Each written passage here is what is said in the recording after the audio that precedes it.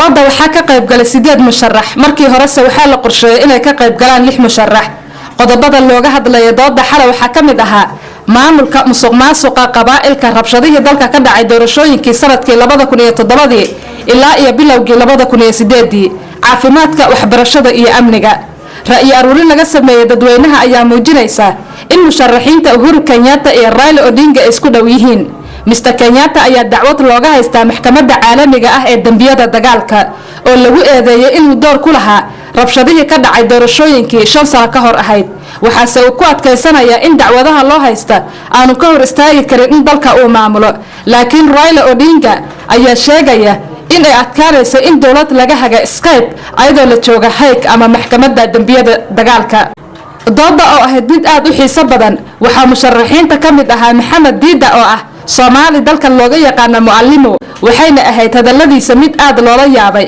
oo ka qoslisay dad fara badan waxa una si la yaab leh uga jawaabay su'aalo badan oo la weydiiyay defeated by their own systems of life and this issue of tribalism is a factor contributed by 5% of each community leaders musharaxiinta ayaa doodooda waxay u kala qaybsaneed sidan Raila Odinga oo ka socda xisbiga ODM waxa isagu uu sheegay inuu keeni doono isbedel u dhigma kii Obama uu ka dhaliyay Mareykanka asagoo qaybo badan oo kamid ah siyaasadda Obama na soo qaatay sida qorshaha caafimaad ee Obama They were so united. The movement for independence was very united. Ethnicity reared its ugly head immediately after independence when the nationalist movement split. The elites started to coerce leadership for allocation of resources. Down the road next door in Tanzania, Mwalimu Nyerere introduced a very unifying ideology that united the people of Tanzania. We now have a legal framework to deal with this animal that is called ethnicity by ensuring that there is equity in allocation of resources in our country. If we faithfully implement this new constitution, then we'll be able to realize the Kenyan dream of our founding fathers, that is Kenya for all, not for just a few elites, by ensuring that all parts of the country get equity in terms of allocation of resources, that we promote education for all our children, that every Kenyan has access to Medicare, that all the social amenities are available to everybody. But most importantly, that people are united at the national level. When somebody goes on a national screen and flaunts ethnic figures to say that because our candidates come from these communities, because of this election has already been won at the time of registration, it is a very dangerous proposition because it basically rubbishes the other communities. Maada Karua oo ka socota xisbiga NAK Kenya oo ah musharaxa kaliya ee haweeneyda ahayd waxay sidoo kale dhaliil dusha uga tuurtay xukuumadda hadda hayso xilka ee uu hogaaminayo Raila Odinga iyo waliba Uhuru Kenyatta oo ah ku xigeenkiisa sida dhaqaalaha qaranka oo ay ku sheegtay inay ku takrifaleen Tribalism is a social and economic issue, more about perceptions and also about how resources are distributed.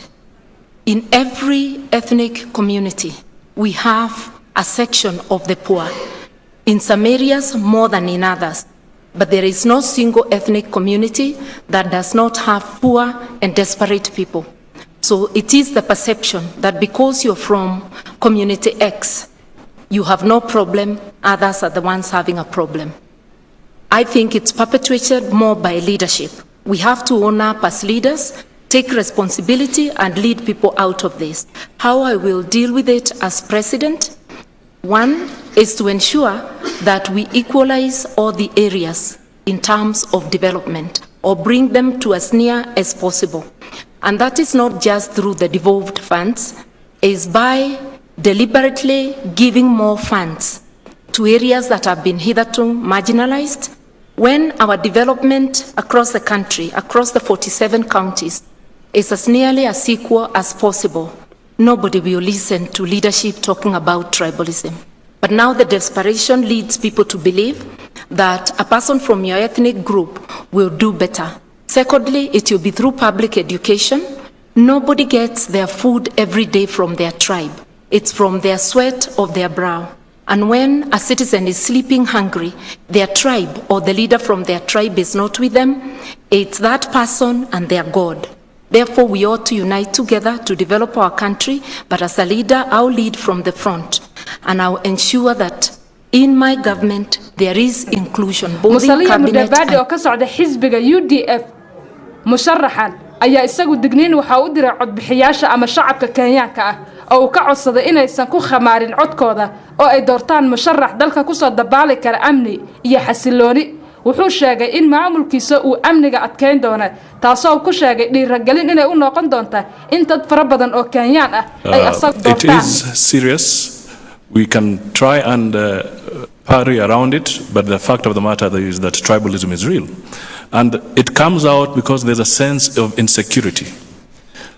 The way we have practiced our politics is that we have created a sense of insecurity amongst communities.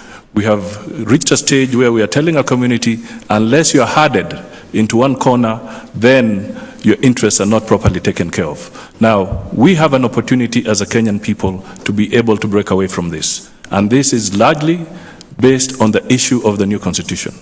The new constitution makes it very clear that the way public resources are going to be distributed within the context of devolution, a formula is going to be put in place determined by Parliament. At the same time, the Constitution makes it very clear that communities that have hitherto been marginalized must not be marginalized. So the solution lies in implementing the Constitution to the letter. The other thing that really comes up is that as we move ahead, it will be very important that we take a public audit of the way our public service, and particularly even within the private sector, is constituting itself. Nobody should cheat ourselves. We should not cheat ourselves. It's so clear that if you did an audit, you will find that there are certain favoritisms that have been occurring in the appointment of public officers, and indeed, even within the private sector, where the shareholders, being based from one particular community, tend to favor people of their community. Peter Kenneth oo ka socda xisbiga Kenya National Congress Party oo ah siyaasi da'yar ayaa markii ugu horeysay ka qayb qaatay dooda musharaxiinta waana siyaasi ku cusub loolanka siyaasadda Kenya. wuxuu sheegay inuu keeni doono isbedel dhab ah oo taaban doona dhinac waliba.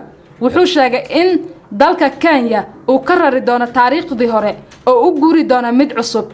waxa uu intaasi ku daray in uu dhaqaajin doono mustaqbalka dhinaca dhaqaalaha isla markaasina uu ka shaqeyn doono sare u qaadida dhaqaalaha. On the Eastlands part of it, specifically in Bahati, where all communities were represented and there was no tribalism. I had the opportunity to go to the Starehe Boys Center, where again was all communities represented. So I've not seen effect in my upgrowing of tribalism. Tribalism is an excuse that poor leadership and weak leadership gives to Kenyans. We come in and practice tribalism because we feel that Uhuru Kenyatta oo ka socda xisbiga TNA musharaxan ayaa isaga su'aalo kulul ay ku soo aadeen maadaama maxkamadda dambiyada caalamiga ah ee ICC-da ay u haysato dambiyo la xiriira dagaalkii ka dhacay dalkan Kenya xilligii doorashada sanadkii 2007 ilaa iyo bilowgii 2008. Uhuru Kenyatta ayaa ka mid ah musharaxiinta lagu xanto in uu doonayo in uu adeegsado awoodda qabiilkiisa Kukunya oo awood ku leh dalkan Kenya. waxaa su'aalo adag laga weydiiyay. This problem is largely associated as a result of the battle for resources. And in the past, what we have seen is a position where positions of leadership go and people are made to assume that if your community is in leadership, therefore you will be entitled to a greater share of the cake. We have a new constitution now. That new constitution is very clear on what it requires of all of us as Kenyans. My job as president is to ensure that that constitution is implemented, but furthermore, Professor James Ole Kiabi oo ka socda xisbiga RPK musharaxan waxa uu sheegay in haddii fursad loo siiyo inuu noqdo madaxweyne ka shaqeyn doona midnimada dadka Kenyaanka ah.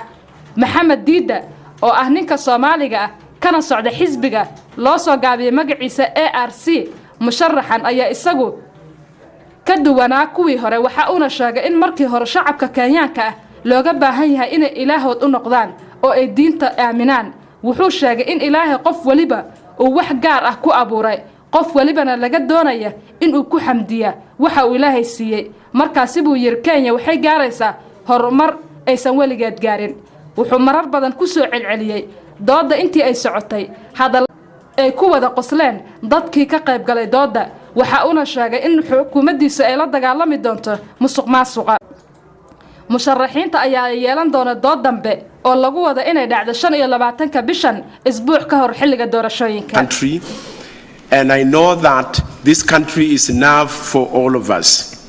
The reason why tribalism is a problem to us is because leaders have used it as a means of allocating resources and positions and therefore marginalizing others, marginalizing other Kenyans. If our leaders and if today we would promise and commit to ourselves that we will share national resources equitably and that everybody is given a fair chance in life, then I don't have any reason to believe that Kenyans really hate each other that much, because we grew, we went to the same schools. I myself went to Alliance High School and I was the only Maasai boy in Form 1, but nobody looked at me as different. So I believe that it is the leadership that must address this issue.